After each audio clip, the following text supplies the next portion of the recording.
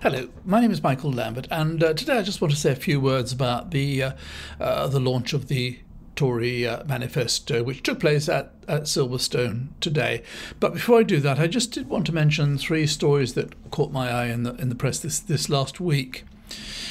Apparently in Spain they've built an high-speed rail from Barcelona to Madrid. Apparently it's some 350 odd miles, and it cost them a total of £8 billion.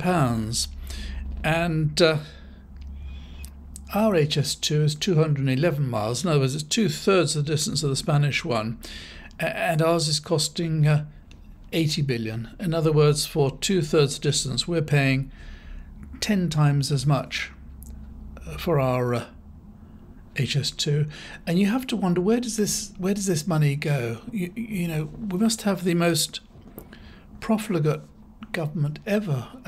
When you look back at how much money they wasted, when you look at, for example, I mentioned a few weeks ago that guy who's housing asylum seekers, he's gone from next to nothing to £750 million he's worth now in the Sunday Times rich list. I mean, how much is he being overpaid? Look at Test and Trace. We probably spent more on Test and Trace, 32 billion or 27 billion was spent, probably more than every other country in the world combined, and we got next to nothing for it. It was actually condemned by the Public Accounts Committee. And you wonder, where's all this money going? Why is it costing us more than 10 times as much to build a high-speed railway as it does in Spain? Okay, there are probably all sorts of reasons about different terrain and so on, and more tunnelling and the rest of it, but 10 times as much. I mean, no wonder we're so short of money. No wonder the country is so desperately short of money. There was another story which caught my eye, and that is about a lady called Susan Davy, and she's the boss of a firm called Pennon Group, and they happen to own South West Water. Now, South West Water are responsible for the putting sewage in the sea and the rivers, and they had an outbreak of some bacterial disease very recently, and they told the people, for example, in Brixham that they should all drink bottled water, or they should boil their water and so on. In other words, because they've been throwing sewage in the river and the seas because it's cheaper, it's more profitable, they've created this public health hazard. Now she has just been given a pay rise, a rise of £300,000 a year. She now gets £860,000 a year, and she's presiding over this chaos, this threat to public health. And this company, South West Water, apparently they lost £9 million last year, and yet they paid a dividend of £127 million. I mean, these people are taking us for fools. What is the government doing? All we're hearing all the time is about how short of money, everybody's short of money, everywhere you look we're short of money, and there are all these people either taking us for a ride or just throwing money away, whilst people who are connected are making absolute fortunes. Third story that caught my eye concerns the problems we've got now. We've got import controls for goods coming into the country. There's an Italian firm which, since the 1980s, has been bringing in plants and trees and things from Italy. And one of their drivers, he turned up a short while ago, and he got to Dover and was told to go to Sevington, the famous Sevington. And this is the place where I've mentioned once before in a previous video. They've got one cold tap, no refreshments whatsoever. They've got a lavatory apparently. And this guy was kept there for 55 hours. Just think of that, 55 hours sat in the cab of your lorry, waiting for them to do whatever they do. And when he asked about was there anything to eat, where could he get something to eat, they told him that apparently 2 kilometres away there's a McDonald's, and for the 2 days that he was there, 2.5 days, he had to eat in McDonald's.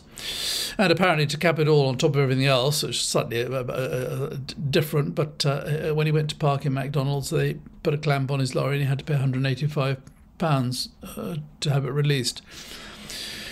Now, as I said, that company's been sending lorries, apparently as many as 15 lorries a week since the 1980s, and they've said that's it. They're considering stopping altogether, and there are going to be so many like this. If we're going to mess people about, I mean, already there's this huge inconvenience for any lorry coming into the country of having to go through all this is utterly unnecessary. Well, it's not unnecessary, it's obligatory now, but it's just pointless exercise of paperwork and so on.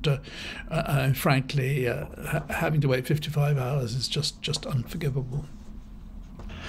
So today was the launch of the Tory party manifesto, and lots of cabinet ministers and lots of journalists all traipsed up to Silverstone, the motor racing circuit, in order for Sunak to present his manifesto.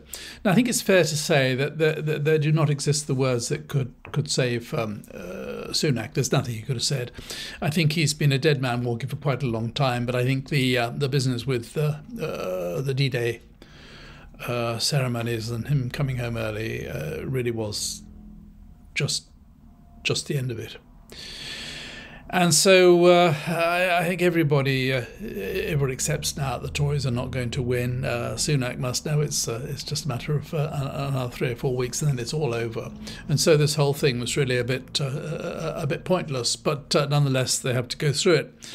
Now I won't bore you with all the details of the manifesto by any means, but I think the main selling point is cutting 2p off national insurance.